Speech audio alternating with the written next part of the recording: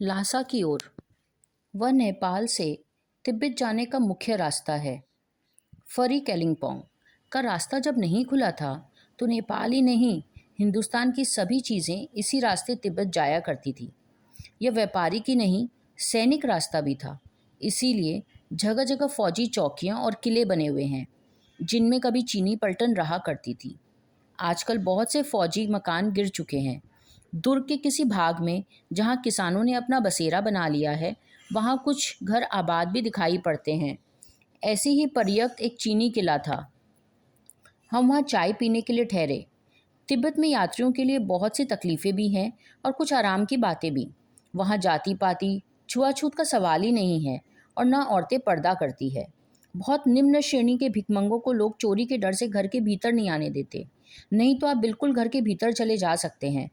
चाहे आप बिल्कुल अपरिचित हों, तभी भी घर की बहू या सासू को अपनी झोली में से चाय दे सकते हैं। वह आपके लिए उसे पका देगी। मक्खन और सोडा नमक दे दीजिए। वह चाय चोंगी में कूट कर उसे दूध वाली चाय के रंग का बना के मिट्टी के टोटीदार बर्तन में रख के आपको दे देगी। यदि बैठक की जगह चूल्हे से दूर है और आपको डर है कि सारा मक्खन आपकी चाय में नहीं पड़ेगा, तो आप खुद जाकर टोंगी में से चाय मथ कर ला सकते हैं। चाय का रंग तैयार हो जाने पर फिर नमक मक्खन डालने की ज़रूरत होती है। पर्यक चीनी किले से जब हम चलने लगे तो एक आदमी राहदारी मांगने आया। हमने वह दोनों चिटें उसे दे दी। शायद उसी दिन हम थोंगला के पहले के किसी आखिरी गांव में पहुंच गए। यहाँ भी सुमति के जान पहचान के आदमी थे और भिकमंगे रहते भी ठहरने के लिए अच्छी जगह मिली। 5 साल बाद हम इसी रास्ते लौटे। भिकमंगे नहीं, एक भद्र यात्री के वेश में घोड़ों पर सवार होकर आए थे। किंतु उस वक्त किसी ने हमें रहने के लिए जगह नहीं दी और हम गांव के एक सबसे गरीब झोपड़ी में ठहरे। बहुत कुछ लोगों की उस वक्त की मनोवृत्ति पर भी निर्भर है। खासकर शाम के वक्त छंग पीकर बहुत कम होश आवास के दुरुस्त रखते हैं। अब हमें सबसे विकट डाणा थोंगला पार करना था। डाणे तिब्बत में सबसे खतरे की जगह है। 16-17 हजार फीट की ऊंचाई होने के कारण उनके दोनों तरफ मीलों तक कोई गांव गिराव नहीं होते। नदियों के मोड़, पहाड़ों के कोने के कारण बहुत दूर तक आदमी को देखा नहीं जा सकता। डाकुओं के लिए यही सबसे अच्छी जगह है। तिब्बत में गांव में आकर खून हो जाए तब तो खूनी को सजा भी नहीं मिल सकती, लेकिन इस निर्जन स्थान में मरे हुए आदमियों के लिए कोई परवाह नहीं करता। सरकार खुफिया विभाग और पुलिस पर उतना खर्च नहीं करती और वहां गवाह भी तो नहीं मिल सकता। डकैत पहले आदमी को मार डालते हैं, उसके बाद देखते हैं कि कुछ पैसा है या नहीं। हथियार का कानून ना रहने के कारण यहाँ लाठी की तरह लोग पिस्तौल बंदूक लिए फिरते हैं। डाकू यदि जान से ना मारे तो खुद से अपने प्राणों का खतरा है। गांव में हमें मालूम हुआ कि पिछले ही साल थोंगला के पास खून हो गया। शायद खून की हम उतनी परवाह नहीं करते क्योंकि हम भिखमंगे थे और जहां कहीं वैसी सूरत देखते तो टोपी उतार जीभ निकाल कुछ ही एक पैसा कहकर भीख मांगने लगते। लेकिन पहाड़ की ऊंची चढ़ाई थी, पीठ पर सामान लादकर कैसे चलते? और अगला पड़ाव 16-17 मील से कम नहीं था।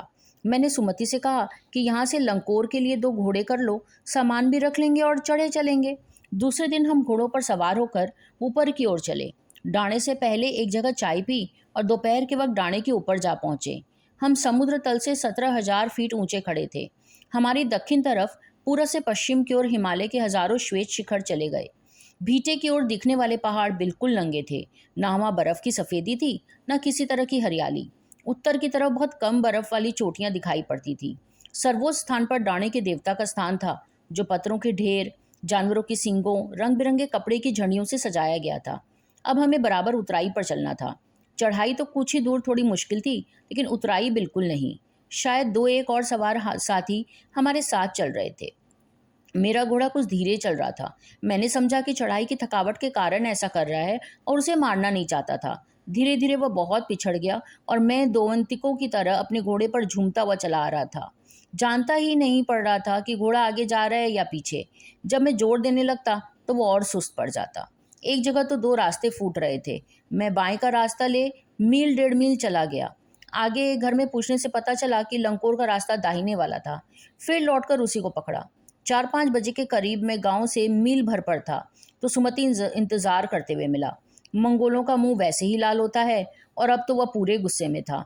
उन्होंने कहा, मैंने 2 टोकरी कंडे फूंक डाले, 3-3 बार चाय को गर्म किया। मैंने बहुत नरमी से जवाब दिया, लेकिन मेरा कसूर नहीं है मित्र। देख नहीं रहे हो कैसा घोड़ा मिला है मुझे? मैं तो रात तक पहुंचने की उम्मीद रखता था। खैर, सुमति को जितना जल्दी गुस्सा आता है उतना ही जल्दी वह ठंडा भी हो जाता है। लंकोर में एक अच्छी जगह पर हम ठहरे। यहाँ भी उनके अच्छे जजमान मिले। पहले चाय सत्तू खाया गया, रात में गरम गरम थुपका मिला। अब हम तिंगरी के विशाल मैदान में थे, जो पहाड़ों से घिरा टापू सा मालूम होता है, जिसमें दूर एक छोटी सी पहाड़ी मैदान के भीतर दिखाई पड़ती है। उसी पहाड़ी का नाम है तिंगरी समाधि गिरी। आसपास के गांव में भी सुमति के कितने ही यजमान थे। कपड़े की पतली पतली गिरी बत्तियों के कंडे खत्म नहीं हो सकते थे, क्योंकि बोध गया से लाए कपड़े के खत्म हो जाने पर किसी कपड़े से बोध गया का गंडा बना लेते थे। वह अपने यजमानों के पास जाना चाहते थे। मैंने सोचा यह तो हफ्ता भर उधर ही लगा देंगे। मैंने उनसे कहा कि जिस गांव में ठहरना हो उसमें भले ही कंडे बांट दो, मगर आसपास के गांव में मत जाओ। इसके लिए मैं तुम्हें लासा पहुंचाकर रुपए दे दूंगा। सुमति ने स्वीकार किया। दूसरे दिन हमने भरिया ढूंढने की कोशिश की, लेकिन कोई ना मिला। सवेरे ही चल दिए होते तो अच्छा था, लेकिन अब 10-11 बजे की तेज धूप में चलना पड़ रहा था। तिब्बत की धूप भी बहुत कड़ी मालूम होती है। यद्यपि थोड़े से भी मोटे कपड़े से सिर को ढांक लें तो गर्मी खत्म हो जाती है। आप 2 बजे सूरज की ओर मुंह करके चल रहे हैं, ललाट धूप से जल रहा है और पीछे का गंदा बर्फ हो रहा है। फिर हमने पीठ पर अपनी अपनी चीजें ला दी, डंडा हाथ में लिया और चल पड़े।